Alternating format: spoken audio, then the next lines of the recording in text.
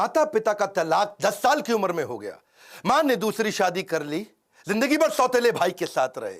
आस पड़ोस के बच्चे चिढ़ाते तंग करते रहे, अपनी खुद की गर्लफ्रेंड छोड़ के चली गई, जिंदगी भर अकेले रहना पड़ा। जब अमेरिका गए तो बर्तन धोते रह गए। नमस्कार, मैं Vivek Bindra, founder and CEO बड़ा बिजनेस.com। बॉलीवुड की कहानी नहीं है ये कोई, वापस आ चुका हूं पूरे जोश के साथ। इस बार बात करूंगा रतन टाटा पे। बहुत कमेंट्स किए थे आपने, रतन टाटा सर, रतन टाटा, रतन टाटा देश के रतन, रतन टाटा। इससे पहले भी मैंने अटल बिहारी वाजपेयी, अब्दुल कलाम, नेताजी सुभाष चंद्र बोस और बॉलीवुड पे 4 केस स्टडी दी थी। चारों का व्यूअरशिप मिलियंस में गया है। खड़ा हो चुका हूं, अब कोई वीडियो बैठ के नहीं बना रहा हूं, पूरे जोश के साथ आ चुका हूं। अगर आप थोड़े नीचे कमेंट बॉक्स में बताओ, Steve Jobs, Mark Zuckerberg, Mukesh Ambani, Sardar Patel, और अगर 5 लाख लाइक दिए ना तो मजबूरी का नाम महात्मा गांधी भी बना सकता हूं। क्यों कहते थे मजबूरी का नाम महात्मा गांधी? अब वीडियो मिस मत करिएगा, नई नई लर्निंग दे रहा हूं आपको। सही कार्य करने के लिए समय हमेशा ही सही होता है। कौन थे Ratan Tata? Industrialist, investor, philanthropist, कोई ट्रेंड पायलट, पद्मश्री, पद्म विभूषण? कौन थे? लंदन में इनको सर का टाइटल दिया, ऑनररी नाइट बोलते हैं उसको। यूके में टाइटल दिया गया इनको सर, इसीलिए मैं भी पूरे वीडियो में बोलूंगा सर रतन टाटा। इनकी चेयरमैनशिप में इनका रेवेन्यू टाटा ग्रुप का 40 गुना बढ़ा। 22 साल में 40 गुना रेवेन्यू बढ़ा, प्रॉफिट इन्होंने 50 गुना बढ़ाया। ग्रेटनेस रतन टाटा की ये थी कि ये हर डीप इंसल्ट को स्टीप रिजल्ट में कन्वर्ट करते थे। आप इनकी बेइज्जती करो, इनको डीप इंसल्ट दो, ये स्टीप रिजल्ट क्रिएट कर देंगे। जितना इनको तंग करो ये उतना ग्रो कर जाते हैं। 90% स्टार्टअप 5 साल में फेल हो जाते हैं इंडिया में। 90% स्टार्टअप 90% 5 साल में फेल हो जाते हैं। केवल बचे हुए 5% स्टार्टअप है जो अगले 10 साल तक चल पाते हैं, और 0.01% कंपनियां जो 100 साल तक चलती हैं। टाटा ग्रुप ऐसी कंपनी है जो 150 से ज्यादा साल से चल रही है। आज टाटा ग्रुप इतना बड़ा हो गया कि इनकी 100 से ज्यादा कंपनियां 100 से ज्यादा देशों में चल रही हैं। हाईएस्ट मार्केट कैपिटलाइजेशन है आज पूरे देश के अंदर इनका। टीसीएस अकेली इतनी बड़ी है कि पूरा पाकिस्तान स्टॉक एक्सचेंज एक तरफ और टीसीएस का मार्केट कैप एक तरफ। दोबारा सुन लो, पूरा पाकिस्तान, पूरा उसका पाकिस्तान स्टॉक एक्सचेंज एक तरफ, उनका टोटल मार्केट कैप पूरे देश की सारी कंपनियों का, और हमारी टीसीएस एक तरफ। ये है रतन टाटा। 4% अकेले जीडीपी को कंट्रीब्यूट कर रहे हैं। ये 50,000 करोड़ के लगभग का टैक्स कंट्रीब्यूट करते हैं एक साल का। पूरा आसाम, हिमाचल प्रदेश, उड़ीसा, गोवा मिला के इतना टैक्स कलेक्ट नहीं करता जितना टाटा ग्रुप अकेला देश को टैक्स देता है। आज हम सबके पास सुविधाओं में टाटा ग्रुप का बहुत बड़ा रोल है। 28 दिसंबर 1937 को पारसी श्री रतन टाटा, सर रतन टाटा, आज 83 साल के हो चुके हैं। कॉर्नेल यूनिवर्सिटी यूएस में हार्वर्ड में पढ़े हैं। पिता नवल टाटा, मां सुनी टाटा। आपस में उनका डिवोर्स हो गया तो ये दादी नावजी भाई टाटा के साथ रहे। 1962 में अमेरिका से जब लौट के आए इंडिया में तो उनकी पहली नौकरी टाटा स्टील में लगी जमशेदपुर के अंदर, और उस समय सारे मजदूरों के साथ रहते थे, शॉप फ्लोर पे रहते थे, उनके साथ ही डॉर्मेट्री में सो जाया करते थे, खाना भी लाइन में लग के कैफेटेरिया में उनके साथ लंच किया करते थे। इन्होंने पूछा गाड़ी मिलेगी? उनको बोला गया गाड़ी नहीं मिलेगी आपको, साइकिल पे आया करो अच्छा रहेगा। बोला साइकिल, अच्छा मैं समझ गया। तो ये पैदल ही आने लगे, साइकिल पे भी नहीं आए। अपनी लीडरशिप में इन्होंने टीसीएस को लिस्ट किया, पब्लिक गए। टाटा मोटर्स को उन्होंने न्यूयॉर्क स्टॉक एक्सचेंज में लिस्ट किया ताकि इंटरनेशनल पावर और रिकॉग्निशन मिल सके। As a chairman of Tata group उन्होंने बहुत सारी foreign companies, Tetley, Daewoo commercial vehicle, Corus group steel के लिए, जैगवार लैंड रोवर की कहानी तो आपको पता ही है। वो मैं बिल फोर्ड की कहानी, इनकी टाटा और बिल फोर्ड की बेइज्जती की कहानी पहले कवर कर चुका हूं कि कैसे इनकी बिल फोर्ड ने बेइज्जती करी थी। जब ये अपनी कंपनी बेचने डेट्रॉइट गए तो उन्होंने कहा तुम पे एहसान कर रहा हूं। रतन टाटा ने अपनी कंपनी बेची नहीं। बाद में बिल फोर्ड इनके पास डेट्रॉइट से मुंबई आए, बोले आप हमारी कंपनी खरीद के एहसान कर रहे हैं। तब इन्होंने जैगवार लैंड रोवर ली थी। 5 स्ट्रैटेजी पहले बिजनेस की लेता हूं, फिर बताऊंगा रतन टाटा ने शादी क्यों नहीं करी और इनके 10 अनसुने किस्से, वो कहानियां जो सुन के आप बहुत इंस्पायर्ड होंगे। पहले 5 स्ट्रैटेजी। पहली स्ट्रैटेजी ऑर्गेनिक ग्रोथ लेते हैं। ऑर्गेनिक मतलब जो अपने आप मिल सके, नई मार्केट, नई टेक्नोलॉजी, नया कस्टमर, नई मार्केट, नई टेक्नोलॉजी, नया कस्टमर, ढूंढते रहो। कौन सी नई मार्केट, कौन सी नई टेक्नोलॉजी, कौन सा नया कस्टमर। दूसरी इनऑर्गेनिक ग्रोथ, जो अपने आप होएगी ठीक है, अब इनऑर्गेनिक ग्रोथ लेंगे, टेक ओवर करेंगे, एक्विजिशन करेंगे, दूसरी कंपनियां खरीदेंगे, छोटी कंपनियां खरीदेंगे, खुद को बड़ा करेंगे, जॉइंट वेंचर करेंगे, पार्टनरशिप्स करेंगे, स्ट्रैटेजिक अलायंस करेंगे। तीसरी स्ट्रैटेजी, जो धंधा अच्छा नहीं है उसमें से एग्जिट कर लो।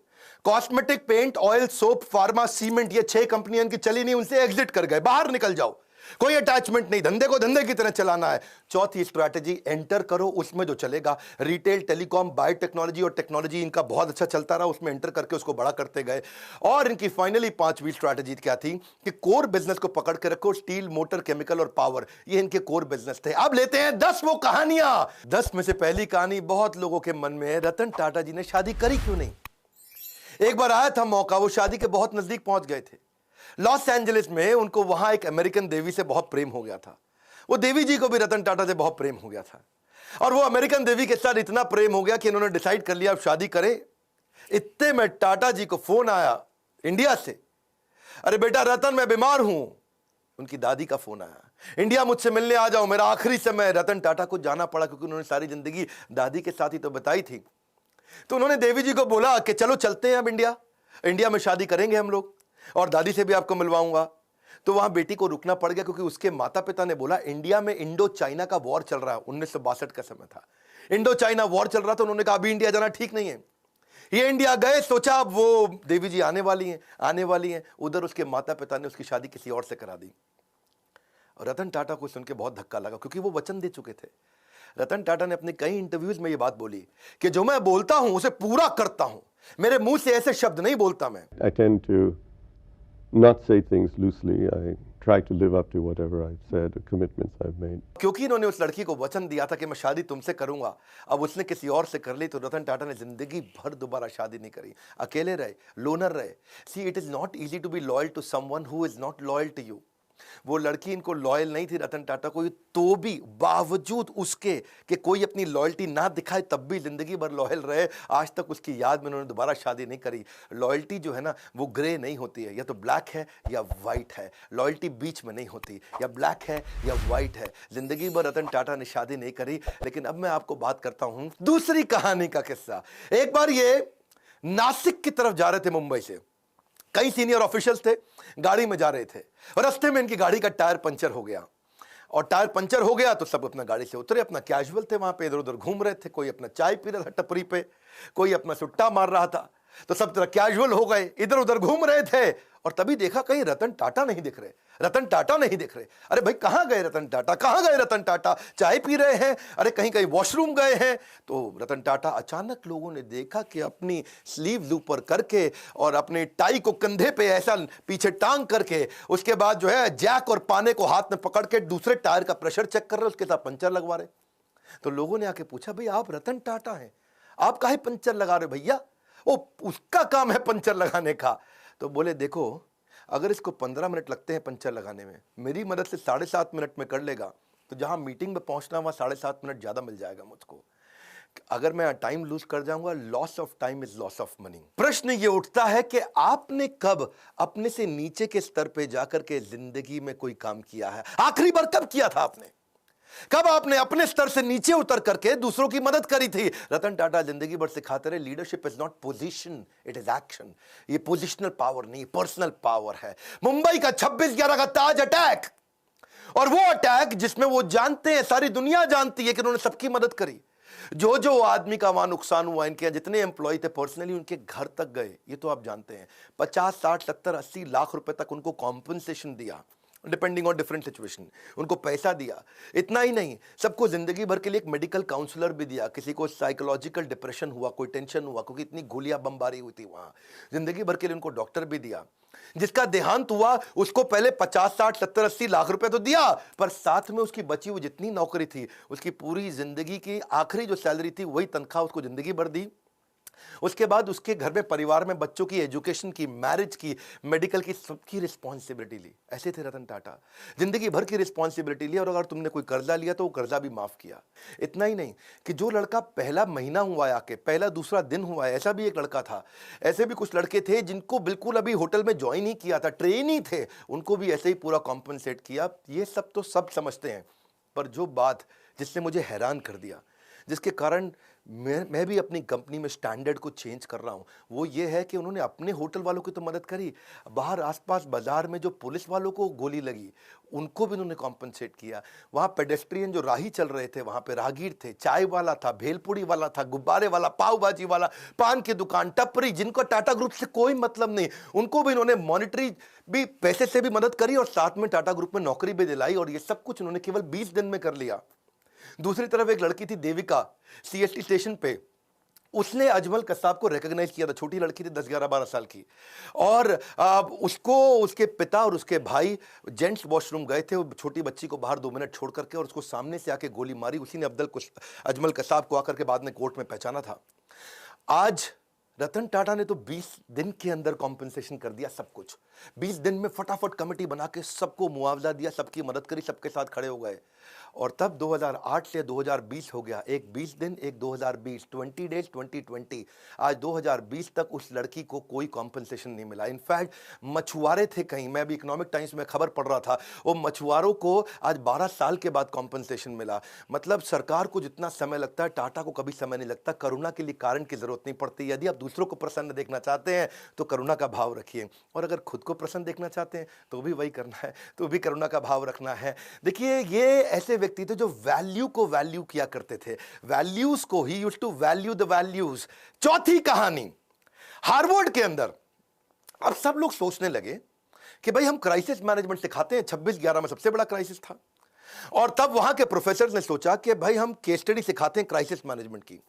तो उन्होंने अपने 2 प्रोफेसर्स को भेजा कि जाके इंडिया में पता लगाओ कि रतन टाटा की ये कंपनी टाटा ग्रुप में जो होटल था, होटल के कर्मचारी इतने कमिटेड कैसे थे, कैसे अपनी जिंदगी को दांव पर डाल के दूसरों को बचाने में लगे थे। आपको तो पता है ना, वहां एक जनरल मैनेजर भी था, करमबीर सिंह, 1 साल पुराना जनरल मैनेजर था, और उसने क्या देखा, मतलब उसकी वाइफ और उसके बच्चे उसी होटल में रुके हुए थे, और उसको पता चला, खबर मिली कि उसकी वाइफ की डेथ हो गई है वहीं पे, जो नीति थी उसकी वाइफ, और उसका बेटा उदय और समर, एक की उम्र 14 साल, एक की 5 साल, वो होटल के अंदर है जनरल मैनेजर करमबीर सिंह, और ऊपर फ्लोर के अंदर एक स्वीट कमरे के अंदर उनके बच्चे और उसकी बीवी की डेथ हो गई। लेकिन वो रुका नहीं, क्योंकि आग लग गई थी वहां कमरे में। वो रुका नहीं, वो सुनने के बावजूद वो दूसरे गेस्ट को बचाने में लगा रहा। इतना ही नहीं, उनके अलावा यंग ट्रेनी थे बहुत सारे, वो भी गेस्ट को बचाने में लगे रहे, वो भी खुद वहीं रुक रहे, उनको गेस्ट को भेजते रहे होटल के अंदर।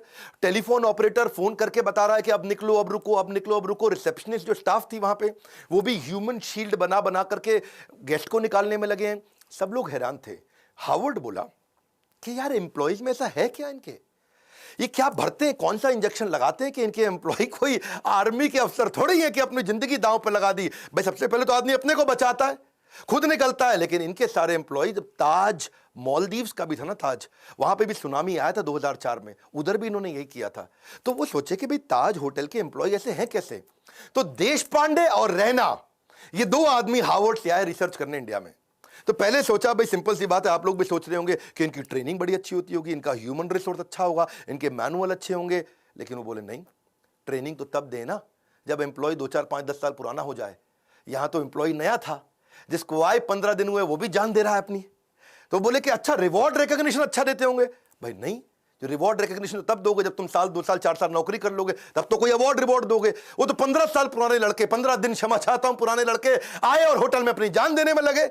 तो ये कह रहे हैं कि क्या चक्कर है, टाटा ग्रुप के होटल में कोई आदमी आता है तो अपनी जान देने को तैयार हो जाता है, पर ग्रुप के लिए, टाटा के लिए काम करता है, क्या चक्कर है। तो उन्होंने कहा भाई रिज्यूमे अच्छा था इनका, एक्सपीरियंस अच्छा था, पता चला वो भी नहीं। फाइनली रतन टाटा से जब इनका इंटरव्यू हुआ, उन्होंने कहा यार क्या क्या चक्कर क्या है, आपके होटल का आदमी अपनी जिंदगी दांव पर लगा देता है। तो रतन टाटा ने बोला ये बाद की बात नहीं है, ये हायरिंग से पहले की बात है। हम उसका कैरेक्टर, उसकी इंटेग्रिटी को देख लेते हैं इंटरव्यू के दौरान। Interview is the key. Interview के दौरान ही हम अपनी कंपनी में ऐसे लोगों को लेते हैं जो ईमानदार है। काम करना तो हम सिखा देंगे, हमें ईमानदार लोग चाहिए। ये है टाटा ग्रुप, खुद इतने ईमानदार, उनकी ईमानदारी पर तवे पे बैठ करके इंसान आज भी कसम खा सकता है कि भाई टाटा नहीं कर सकते बेईमानी। और ऐसे ही एम्प्लॉय भी लेते हैं, कहते हैं ईमानदार ले लो। और जब ईमानदार लोग लिए तो उन्होंने अपनी जान दी होटल में लोगों को बचाने के लिए। इनका रूल क्या है, नेशन बिफोर द बिजनेस। मैं 5वीं कहानी सुनाता हूं। अभी ताज अटैक की मैंने 2 कहानी सुनाई आपको, अब ताज ही की तीसरी कहानी लेते हैं कि ताज होटल को ठीक करने के लिए रतन टाटा ने टेंडर निकाला। भाई होटल में आग लग चुकी है, होटल में गोलियां चली हैं, होटल पूरा तहस नहस हो चुका है। तो उन्होंने दुनिया भर में टेंडर निकाला कि कौन हमारे होटल को आके ठीक करेगा, रिपेयर करेगा। समझ रहे हो मेरी बात को। तो रिपेयर करने के लिए दुनिया भर में टेंडर, पाकिस्तान से 2 कंपनी ने भी टेंडर अप्लाई कर दिया कि हम आपका होटल आके ठीक करते हैं। अच्छा, उनको रतन टाटा ने ध्यान नहीं दिया, भाई पाकिस्तानी है, मैं यही कराऊंगा इनसे। कसाब साहब वहीं से आए थे। तो ये को 2 आदमी, 2 बड़े बिजनेसमैन बिना अपॉइंटमेंट लिए पहुंच गए मुंबई रतन टाटा से मिलने के लिए कि भैया हमको दे दो, हम करेंगे टेंडर पास। रतन टाटा ने उनको अपॉइंटमेंट नहीं दिया, कमरे के अंदर से सेक्रेटरी को बोल दिया बोल तो बिजी हैं। वो बाहर बैठे वेट करते रहे, पूरा सुबह से शाम हो गया। रतन टाटा ने फिर मैसेज भेज दिया उनको, बोलो चले जाओ, तुम अपॉइंटमेंट लेके नहीं आए, मैं बिजी हूं। ये दोनों पाकिस्तान के बड़े बिजनेसमैन दिल्ली पहुंच गए एक बड़े कांग्रेस के नेता के पास। उस समय कांग्रेस का वो कैबिनेट में मिनिस्टर था, और उनके पास जाकर के बोलते हैं कि आप मेरी रतन टाटा से अपॉइंटमेंट फिक्स करा दो, हम उनका होटल ठीक कर देंगे, भैया हमारा तो काम ही यही है। तो कांग्रेस के मिनिस्टर ने रतन टाटा को फोन किया, हेलो मैं मंत्री बोल रहा हूं, मैं नाम नहीं लूंगा उनका। रतन टाटा बोले बताइए। बोले ये दो आदमी आए हैं बिजनेसमैन पाकिस्तान से, ये आपका होटल ठीक कर सकते हैं, इनको टेंडर दे दो, आप इनको मीटिंग तो दे दो, कम से कम इतना तो करो। तो रतन टाटा ने उनको क्या जवाब दिया, आप हैरान हो जाएंगे। बोले तुम बेशर्म हो सकते हो, मैं बेशर्म नहीं हूं, पाकिस्तानियों को धंधा नहीं दूंगा। खटाक फोन रख दिया। ऐसे हैं हमारे श्री रतन टाटा। इसी के साथ दूसरी कहानी, और 26/11 के अटैक के बाद पाकिस्तान की सरकार ने उनसे कुछ सैकड़ों हजारों टाटा सूमो को ऑर्डर दिया था। टाटा सूमो उन्होंने कहा मैं पाकिस्तान को नहीं दूंगा, नुकसान बर्दाश्त है लेकिन देश से गद्दारी बर्दाश्त नहीं है। क्विकली छठी छोटी सी कहानी, एक बार एक कॉलेज के चेयरमैन ने उनको इन्वाइट किया कि बड़े फंक्शन में 25वीं एनिवर्सरी थी, सेलिब्रेशन थी। अब रतन टाटा आए हुए हैं, रतन टाटा है भैया, टाटा ग्रुप कंग्लोमरेट। बच्चों में भीड़ भाड़ हो गई, और मैं देखूंगा आगे आऊंगा, मैं देखूंगा आगे आऊंगा। 2-4 बच्चों ने इधर धक्के मार दिए, आगे निकलने के चक्कर में रतन टाटा ने देखा बेचारी एक लड़की नीचे गिर गई। उन्होंने कहा कि आप फंक्शन खत्म होने दो, मैं आपसे मिलूंगा। फंक्शन थोड़ा लंबा हो गया, रतन टाटा जी की फ्लाइट थी और उन्होंने अपनी फ्लाइट मिस कर दी। प्रिंसिपल ने बोला फ्लाइट क्यों मिस कर रहे हैं साहब, बच्चे हैं, क्या हो गया? बोले नहीं, मैंने वचन दिया है, मैं इनसे मिलूंगा, प्राण जाए पर वचन ना जाए। ये कहानियां आपने पहले बॉलीवुड में बहुत सुनी होंगी, लेकिन असलियत में रतन टाटा कहते हैं जो मैं मुंह से निकाल देता हूं मैं करता हूं पूरा। चलो आगे बढ़ते हैं, 7वीं कहानी। रतन टाटा एक पीपल्स पर्सन थे। आपको पता है जब जापानी कंपनी इंडिया में आती है और ऑटोमोबाइल कंपनी लगाती है तो बहुत स्ट्राइक होती है। सुजुकी, मारुति, उनके यहां भी बहुत स्ट्राइक हुई, होंडा के यहां हुई, या कोई भी जापानीज कंपनी होती है, क्योंकि मैनेजमेंट और लेबर यूनियन का आपस में झगड़ा चलता है। लेकिन एक दफा टाटा मोटर्स में भी हुआ, मैनेजमेंट और लेबर का झगड़ा हो गया। वहां पे लेबर ने उनको बोला, उनकी यूनियन ने बोला कि भाई हमको ना यहां पे एक बोनस चाहिए, आप बोनस नहीं दे रहे हैं। वो इतना वायलेंट हो गया कि मजदूरों को भी चोट आई और मैनेजर्स को भी चोट आई, कुछ झगड़ा बहुत बढ़ गया। और लेबर यूनियन कह रही है बोनस तो चाहिए ही चाहिए। अब मैनेजमेंट तैयार नहीं थी बोनस देने के लिए। आप समझना, क्योंकि मैंने तो ऑटोमोबाइल कंपनी में बहुत काम किया है, मारुति ने मुझको हर साल बेस्ट ट्रेनर इन इंडिया का अवार्ड दिया है, तो मैं तो इनको जानता हूं। इनको बोलते हैं basically long term settlement. Long term settlement होता है 4 साल का, जिसमें तय किया जाता है कितना बोनस दिया जाएगा, और मैनेजमेंट तय कर चुका था। पर रतन टाटा आए, उन्होंने आके कहा कि मैं लेबर से सबसे मिलता हूं, और यूनियन से मिले। वहां उनके बीच में जाकर के जमीन पे बैठ गए और उनके साथ बैठ करके बोले कि आप ठीक कह रहे हैं, बोनस तो मिलना चाहिए, आपने खून पसीना बहाया है। जाके मैनेजमेंट को समझाने लगे रतन टाटा कि भाई इनको बोनस दो। अब मैनेजमेंट बोली सर हम ऑटोनोमस बॉडी है, हम डिसाइड करेंगे, हमारे हिसाब से बोनस नहीं देना चाहिए। रतन टाटा अड़ गए, बोनस दो, आपको देना चाहिए। मैनेजमेंट बोली आप जबरदस्ती करेंगे तो हम दे देंगे, लेकिन इनको देना बनता नहीं है। रतन टाटा बोले देखो मेरी रिक्वेस्ट है, इनको बोनस दो। अब वहां सारे मजदूर देख रहे हैं, पहली बार भी रतन टाटा खुद आए, आके मैनेजमेंट से लड़ रहे हैं। ऐसा साइकोलॉजिकल टर्न अराउंड हुआ कि उसके बाद खुद ही सारे की सारी लेबर यूनियन ने आकर के बोल दिया कि अब हमको बोनस नहीं चाहिए, रतन टाटा आकर के हमसे लड़े, इतना ही काफ़ी है। 8वीं क्विकली कहानी, रिवॉर्ड द फेलियर। इन्होंने अपने टाटा नैनो के फेलियर से एक चीज़ सीखी कि क्या, कि try frugally and fail fast. वो उन्होंने कल्चर ही बना दिया। तब रतन टाटा ने आकर सबको सिखाया कि भाई ऐसा करते हैं, हम फेलियर को रिवॉर्ड करते हैं, छोटे छोटे फेलियर होने दो। उन्होंने एक एनुअल कॉन्टेस्ट ही लॉन्च कर दिया टाटा ग्रुप में। कहता चलो एक कॉन्टेस्ट लॉन्च कर देते हैं, मैं जो सबसे बढ़िया फेल्ड आइडिया होगा उसको रिवॉर्ड दूंगा, ताकि लोग मेहनत तो करें, और जितना बढ़िया फेल्ड आइडिया होगा मैं उसको, तो ताकि छोटे छोटा मेहनत करो, छोटी छोटी फ्रूगल, बहुत बड़े फेलियर मत करो, छोटे फेलियर जल्दी जल्दी करो, जल्दी जल्दी सीखो, it will spark your innovation. तो रतन टाटा का मैसेज था कि failure is a gold mine for the company. अब उन्होंने कई सारे फेलियर फिर देखे कि आने लगे, वो बहुत वैल्यूएबल थे। इन्होंने एक वहां पे स्टूडेंट्स ने छोटा आइडिया फेल किया, लेकिन बहुत अच्छा था कि छोटा ट्रक क्या 3 व्हीलर को रिप्लेस कर सकता है। ये इस पे भी टाटा ग्रुप ने ट्राई किया। ऐसा नहीं है कि टाटा की 100 से ज्यादा कंपनियां ऐसे ही बन गई, कई आइडियाज पे छोटे छोटे फेल करते हैं, लेकिन कम खर्चे में फेल करके सीख जाते हैं। एक इन्होंने चीप वाटर फिल्टर भी बनाया, उसका नाम रखा था द स्वच्छ। उसमें राइस हस्क होता है ना, चावल का भूसा, उसी से बनाने का प्रयास किया। एक प्रोटोटाइप भी बनाया $500 के अंदर। कितना? $500 में, यानी कि लगभग 30-40 हजार रुपए के अंदर क्या एक मकान को खरीदा जा सकता है दुकान से। किसी दुकान पे जाओ, मकान खरीद के ले आओ। क्या?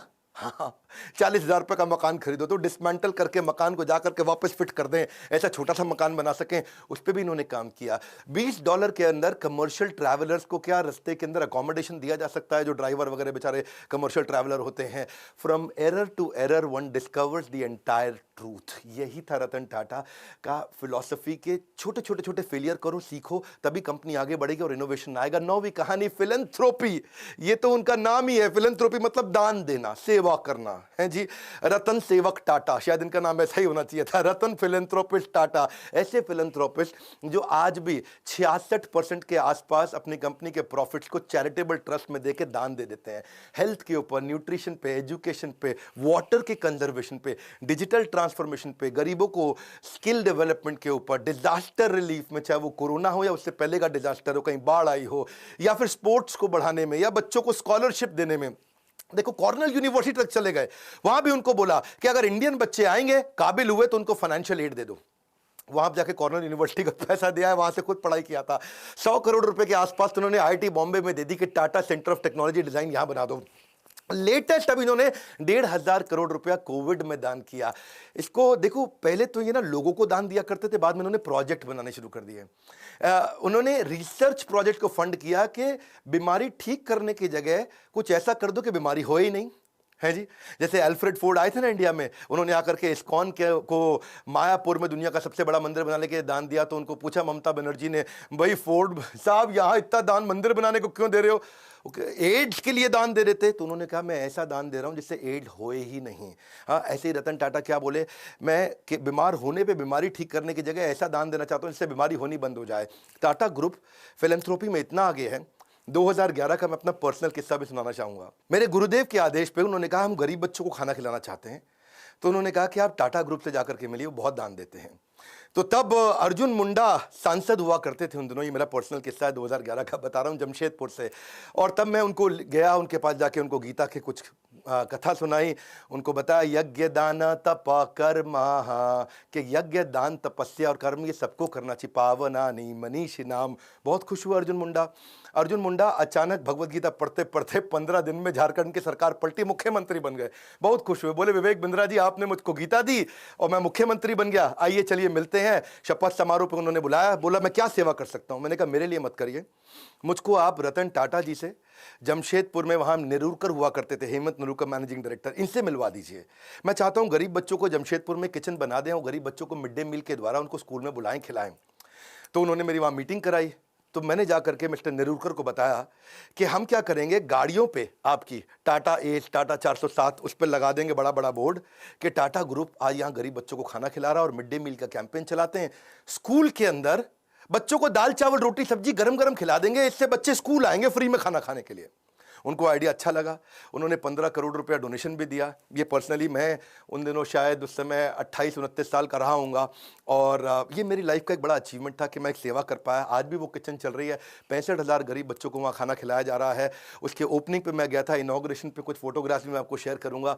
तो वहाँ मुख्यमंत्री थे, ये मैनेजिंग डायरेक्टर थे टाटा ग्रुप के। वहाँ पे आज तक कोई भी व्यक्ति दान देकर कभी गरीब नहीं बना है। No one has ever become poor by giving. देखिए पक्षी के पीने से नदियों का पानी खत्म नहीं होता, उसी प्रकार धनी व्यक्ति के दान देने से उसका दान भी नहीं घटता। ये टाटा ग्रुप के साथ मेरा एक्सपीरियंस था। और 10वीं कहानी विनम्रता से विश्वास।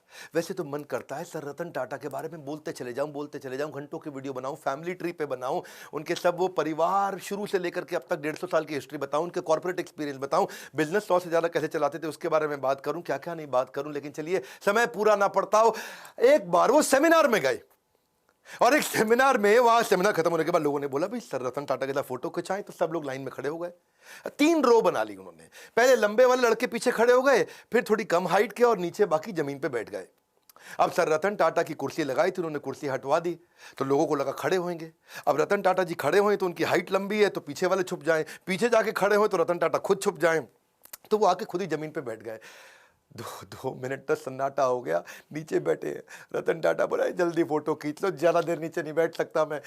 सर रतन टाटा है वो, विनम्रता की मूर्ति, विनम्रता से विश्वास तक। जब श्री नारायण मूर्ति जो कि इन्फोसिस के फाउंडर हैं, जब उनको बोला गया कि आप लाइफ टाइम अचीवमेंट अवार्ड दीजिए रतन टाटा को, और वो जब लाइफ टाइम अचीवमेंट अवार्ड देने गए तो अवार्ड देते ही उन्होंने पहले उनके चरण स्पर्श किए, उनके पांव छुए। ये हमारे देश की सभ्यता है। और सभ्यता से ज्यादा ये स्वयं सर रतन टाटा हैं कि कॉम्पिटिटर भी आके पांव छूता है। आप दोबारा बता दूं, ये टीसीएस चलाते हैं, वो इन्फोसिस चलाते हैं, आपस में कंपटीशन है। कॉम्पिटिटर भी जिसके पांव छुए वो है सर रतन टाटा। कोई भी गाड़ी दुनिया में चला सकते हैं, लंबरगिनी भी चला सकते हैं, लेकिन टाटा की सेडान गाड़ी चलाते हैं। इकोनॉमी क्लास में एयर एशिया के ट्रैवल करते हैं। ट्रस्ट इक्वल्स टू कल्ट, उनका कल्ट इतना ज्यादा है। एक बार क्या हुआ, सर रतन टाटा के 1 मिलियन फॉलोअर हो गए इंस्टाग्राम पे, तो वो इंस्टाग्राम पे आए, सबको धन्यवाद कर दिया कि भाई मेरे 1 मिलियन फॉलोअर हो गए, आप सबका बहुत बहुत धन्यवाद। तो वहीं एक लड़की ने नीचे कमेंट लिख दिया, कांग्रेचुलेशन छोटू। क्या छोटू? अब लोग बुरा मान गए, छोटू कह रही है, ये देख तो ले कौन रतन टाटा है वो, छोटू बोल। उसने सोचा 1 मिलियन मतलब छोटू जैसा ही है, और लोगों ने इतना हेट स्पीच लिखा, इतना बुरा किया, ये देख तो ले, देख रतन टाटा है वो, देख देख। और वो बेचारे फिर रतन टाटा आ गए बीच में, और उन्होंने आकर के लिख दिया नीचे, उन्होंने लड़की को पहले बुरा भला तो बोला नहीं, लेकिन उल्टा आकर के लिख दिया लड़की से कि मैं आपसे माफी मांगता हूं, आपके बारे में लोग इतना बुरा भला बोल रहे हैं। और लोगों को बोला please treat this young lady with respect. लोगों ने बोला ओए देख ले, और देख ले, ये रतन टाटा, और गुस्सा खा गए लोग। भाई रतन टाटा के मामले में लोग बिल्कुल नहीं सुनते हैं। और फिर बेचारी लड़की ने भी आकर के अपने कॉमेंट को डिलीट किया। ऐसे है सर रतन टाटा, ट्रस्ट का दूसरा नाम है। हजारों लाखों बातें रतन टाटा जी के बारे में गूगल पे लिखी हुई हैं, अगर उनमें से आधी भी सच हो तो दुनिया में सबसे ज्यादा ईमानदार आदमी की उपाधि उनको मिलनी चाहिए। वैसे रतन टाटा जी ने जो इंपैक्ट क्रिएट किया है वो तो शायद कोई भी ना कर सके, मैं तो कभी उसके तिनके का भी प्रयास ना कर सकूं, लेकिन बिजनेस में आपको सफल बनाने की जिम्मेदारी हमने जरूर ले ली है, ये तो पक्का कर लिया है, कुछ भी नहीं छोड़ा है, कुछ भी नहीं। इतना बढ़िया बढ़िया दुनिया के हर प्रॉब्लम का बिजनेस कंटेंट हमने हिंदी में बना दिया, कुछ नहीं छोड़ा है। आज हमसे ज्यादा बिजनेस ट्रेनिंग प्रोग्राम कोई भी किसी का भी कंटेंट कंज्यूम नहीं करता, केवल बड़ा बिजनेस प्लेटफॉर्म ऐसा है। अगर हिंदी में किसी को बिजनेस सीखना है, कुछ नहीं छोड़ा है, सब सिखा दिया। आइए वर्ल्ड का मोस्ट पावरफुल कंटेंट कंज्यूम करिए। अगर आप बनना चाहते हो एक सफल व्यापारी तो call now to join EAE, यानी कि एवरीथिंग अबाउट एंटरप्रेन्योरशिप, एवरीथिंग। वैसे एक बात है, रतन टाटा एक ऐसे रत्न है जिन्हें भारत रत्न भी पूर्ण रूप से परिभाषित नहीं कर सकता, लेकिन उनको फिर भी उनके सम्मान के लिए भारत रत्न जरूर दिया जाना चाहिए, उनके जीते जी तो जरूर दिया जाना चाहिए। अगर वास्तव में कोई भारत रत्न का अधिकार रखता है तो वो हमारे देश के असली रत्न है रतन टाटा, जीते जी उनको सम्मान देना चाहिए। आज वो 83 साल के हैं। जवाहरलाल नेहरू जी ने, मैं उनके खिलाफ नहीं हूं, लेकिन उन्होंने अपने रहते खुद को ही नॉमिनेट कराया था, भारत रत्न दिया था। इंदिरा गांधी जब प्राइम मिनिस्टर थी तो खुद को भारत रत्न उनको दिया गया था। आज अपने प्रधानमंत्री से हम प्रार्थना कर सकते हैं, आज हमारे को कैंपेन चलाना चाहिए। और कैंपेन क्या? Hashtag Bharat Ratna for Ratan Tata. Spelling जरा चेक कर लेना। ये हैशटैग कैंपेन आपको मेरे साथ चलाना, ये मेरा रिक्वेस्ट है आपको। अगर आप मेरे साथ हैशटैग कैंपेन चलाते हैं, मैं आपको अपनी तरफ से क्या सपोर्ट कर सकता हूं, मैं अपनी तरफ से फ्री कोर्स दे देता हूं आपको। हमारे एवरीथिंग अबाउट एंटरप्रेन्योरशिप को खरीदो मत, आप आओ ट्विटर पे, ऐसा करो हैशटैग भारत रत्न, रत्न में RATNA, और फॉर रतन RATAN टाटा, ऐसा करके हैशटैग चलाइए। नीचे लिख दीजिएगा request by doctor Vivek Bindra. ये 2 हैशटैग कर लीजिए ताकि हम आपको ट्रैक कर लें। अगर आपका थोड़ा सा भी रीट्वीट, लाइक और कमेंट अच्छा हुआ, इसका स्क्रीनशॉट मुझे व्हाट्सएप कर दीजिए। ये मेरा नंबर है 9810544443। बस अगर आपका 100 से ज्यादा का एंगेजमेंट आ गया, 100 से ज्यादा रीट्वीट आ गए, लाइक आ गए, कमेंट आ गए, अपना स्क्रीनशॉट मुझको फटाफट से भेज दीजिए। आप हमारे व्हाट्सएप पे, व्हाट्सएप नंबर भी चलता है 9810544443, यहां भेजिए। मैं आपको everything about entrepreneurship 36,000 plus GST का कोर्स अपनी तरफ से फ्री दूंगा। ये मेरी रिक्वेस्ट मानिए। आइए मिल करके इस कैंपेन को आज इतने रीट्वीट दे दे, इतने रीट्वीट दे दे। आप आकर के मेरे ट्विटर अकाउंट को फॉलो कर सकते हो, नीचे मैं लिंक दे देता हूं आपको, और साथ में मिलकर के बस इस हैशटैग को हमें ट्रेंडिंग पे लेकर के आना है। अगर रतन टाटा जी को मिल जाता है ना भारत रत्न, तो ऐसा लगता है जैसे 140 करोड़ भारतवासियों को मिल गया है। आज तक बिजनेसमैन लोगों को नहीं मिलता, लेकिन इनको मिलना चाहिए, इनके जीवन में मिलना चाहिए। यही एक ऐसे रत्न है। मैं आपको रिक्वेस्ट करूंगा इस वीडियो को खूब शेयर करिएगा, ट्वीट करके स्क्रीनशॉट मुझको भेजिए। मैं अपनी तरफ से क्या कर सकता हूं, आपको कोर्स फ्री में दे सकता हूं अगर आप मेरा सहयोग करें। रतन टाटा जी को भारत रत्न मिलना चाहिए। नीचे कमेंट बॉक्स में अपनी फीलिंग बताइए, आपको उनकी कौन सी लर्निंग अच्छी लगी, फीलिंग बताइए। अगला वीडियो किसका देखना चाहते हैं वो बताइए। देश के हर बच्चे को, हर व्यापारी को भेजिए इनके वीडियोस के, बिना भ्रष्टाचार के, बिना किसी को घूसखोरी के भी आप बिजनेस को बड़ा कर सकते हैं, जैसे रतन टाटा जी ने खुद करके दिखाया। इस वीडियो को जरूर शेयर करिएगा, लाइक किया अगर आपने तो बहुत उत्साह बढ़ता है। बहुत मुश्किल होता है ऐसे वीडियोस बनाना। हमारे साथ जुड़े रहने के लिए, मेरी इस मुहिम में आकर के हैशटैग भारत रत्न फॉर रतन टाटा को ज्वाइन करने के लिए आप सबका हृदय की गहराइयों के साथ प्रेम पूर्वक मुस्कुराहट से बहुत बहुत धन्यवाद।